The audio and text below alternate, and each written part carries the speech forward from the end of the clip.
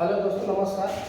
आप लोगों का स्वागत है आपका अपने चैनल में। जैसा कि दोस्तों मैं अजय पांडे आप लोगों को बता दूं कि बिहार शिक्षक भर्ती 2023 जो 10+2 टीचर के लिए, कंप्यूटर टीचर के लिए जो वैकेंसी आई हुई है, जो कंप्यूटर का सिलेबस है उसके बारे में हम लोग जिक्र करेंगे। और आप सभी जानते हैं कि कंप्यूटर टीचर के लिए जितने सारे लोग बीटेक किए हैं, बीई किए हैं, वो इसलिए इलिजिबल है। इसके लिए वो अपना फॉर्म फिल कर सकते हैं और अपना तैयारी कर सकते हैं। जैसा कि दोस्तों मैं आज बता दूं कि एनसीईआरटी पैटर्न पर सारे क्वेश्चन कंप्यूटर के पूछे जाएंगे, जिसका सिलेबस मैंने बोर्ड पर राइट किया है।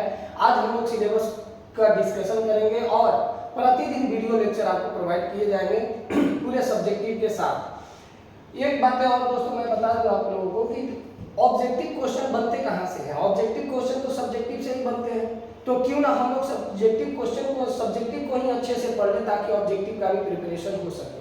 तो मैं आप लोगों को सीरियल वाइज, पूरे चैप्टर वाइज आपको संपूर्ण तैयारी कराऊंगा इस चैनल के माध्यम से। तो दोस्तों आप लोगों से अनुरोध है कि आप लोग मेरे चैनल को सब्सक्राइब कर लें, शेयर कर लें अपने दोस्तों के पास।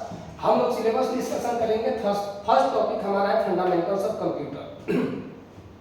फंडामेंटल्स ऑफ कंप्यूटर में जितने सारे टॉपिक आते हैं, जितने सारे टर्मिनोलॉजी आती है कंप्यूटर की, जो टर्मिनोलॉजी के बारे में जैसे हम लोगों ने जिक्र किया, इंटरनल और एक्सटर्नल कंपोनेंट्स जितने सारे हैं जिसको मिला करके कंप्यूटर वर्क करता है, उसके बारे में हम लोग जानेंगे, जिसको हम लोग बोलते हैं फंडामेंटल्स ऑफ कंप्यूटर। उसके बाद कंप्यूटर हार्डवेयर एंड सॉफ्टवेयर, इसके बारे में हम लोग पढ़ेंगे कि कंप्यूटर हार्डवेयर और सॉफ्टवेयर क्या है। जैसा कि आप जानते हैं कि विदाउट हार्डवेयर और software computer can't work, computer काम नहीं कर सकता है।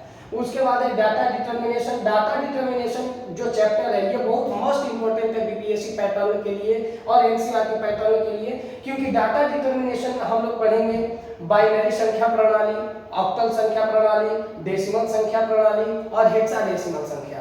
इन सारी चीजों का ज्ञान हम लोग इसमें हासिल करेंगे डाटा डिटर्मिनेशन। उसके बाद प्रोग्रामिंग लैंग्वेज है। प्रोग्रामिंग लैंग्वेज में दोस्तों हम लोग पढ़ेंगे सी प्लस प्लस पढ़ेंगे, उसके बाद जावा पढ़ेंगे।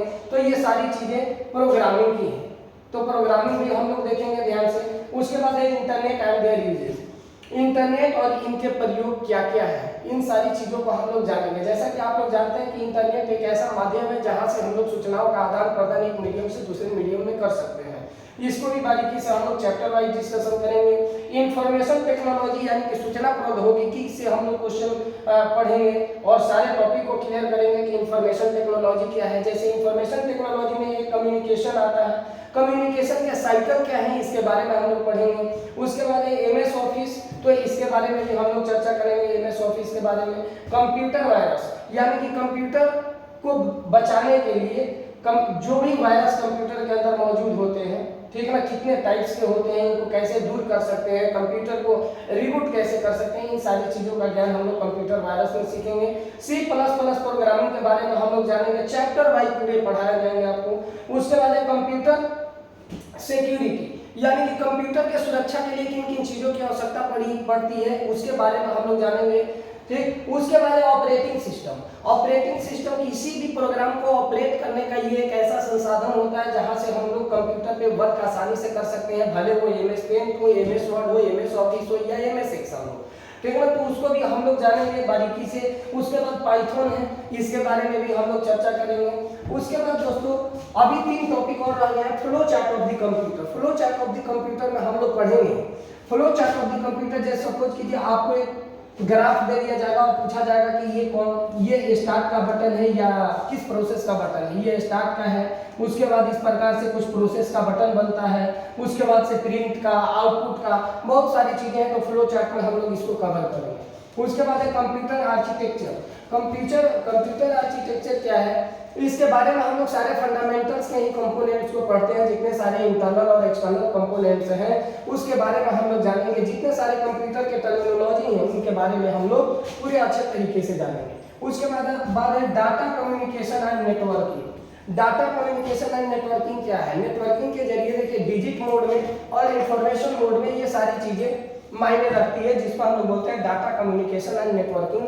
तो मैं आप लोगों को बता दूं कि आज हमने डिस्कस किया बीपीएससी के जितने सारे टीचर्स, जो भी कंप्यूटर टीचर्स के लिए जो भी स्टूडेंट पात्र हैं, जो कंप्यूटर टीचर बनना चाहते हैं तो कंप्यूटर टीचर के सिलेबस के अकॉर्डिंग मैंने आज जिक्र किया। ये टोटल आपको 15 टॉपिक पढ़ने हैं जिससे आपका सिलेबस पूरी अच्छे तरीके से रिकवर हो सकता है। तो आज केवल डेमो क्लास था सिलेबस के लिए, और कल से आप लोग को इस चैनल के माध्यम से प्रतिदिन सब्जेक्टिव मोड में चैप्टर वाइज आप लोगों को पूरा संपूर्ण तैयारी कराया जाएगा। साथ ही साथ ऑब्जेक्टिव के भी सारे क्वेश्चन हम रिकवर कराएंगे। तो आप लोगों से अनुरोध ये है कि यदि मेरा चैनल आप लोगों को अच्छा लगता है कि नहीं, इस चैनल के माध्यम से हम संपूर्ण तैयारी कंप्यूटर के लिए कर सकते हैं, तो प्लीज आप लोग चैनल को लाइक और शेयर सब्सक्राइब करना ना भूलिएगा। बाकी हम लोग अगले लेक्चर में देखेंगे। तब तक के लिए नमस्कार।